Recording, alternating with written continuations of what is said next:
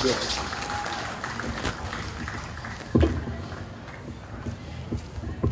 Good afternoon, everybody. I bring you greetings from Erie.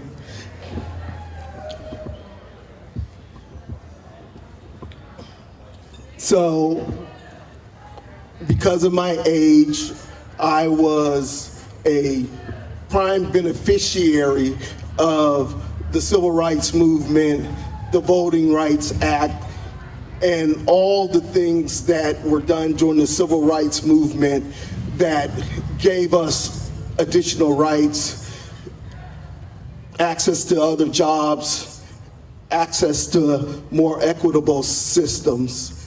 And so my generation didn't have to march.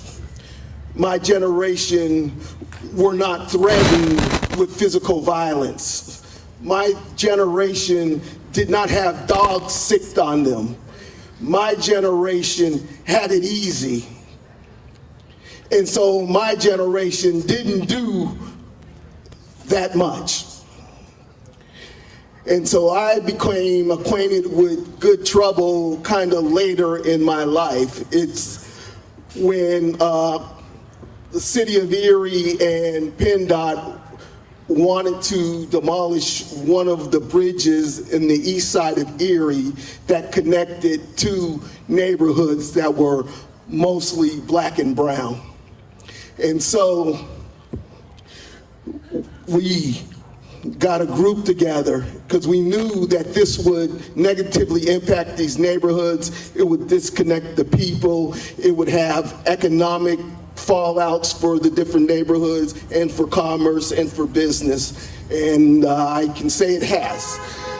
And so we got a group called Erie CPR, and we organized, we protested, we lobbied, and we tried to save our bridge.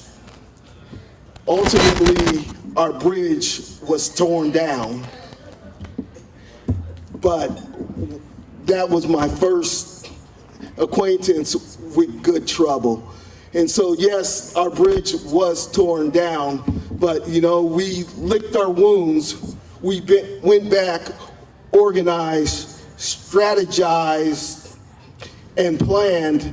And you know, let me digress. So when we finally went to the final vote to City Council to revisit the issue, we lost 4-3.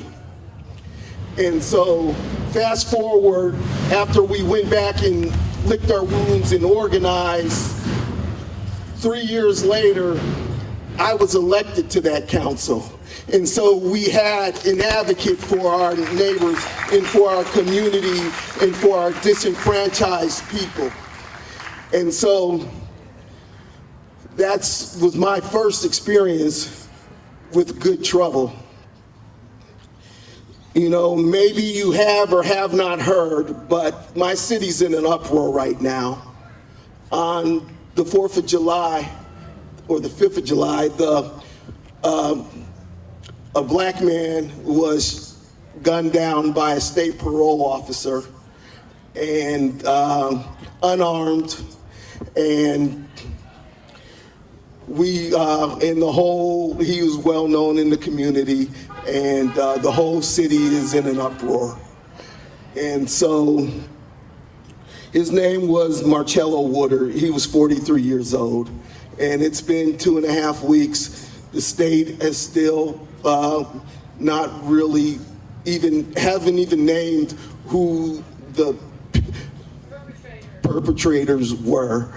And still they say there's an ongoing investigation, but we still don't have any resolution or even really nothing given to the public that we know that the people who've done this should and will be held accountable. And so my city's railing right now, but what I will say is that it's also inspiring, because what I have seen is that the young people are rising up. We were at a city council meeting on Wednesday, and the whole galley was filled, and there was a standing room only. There's been protests. There's been protests at the parole agent's office, at City Hall, at the county courthouse. They've been getting in good trouble every day, practically since we've had this atrocity.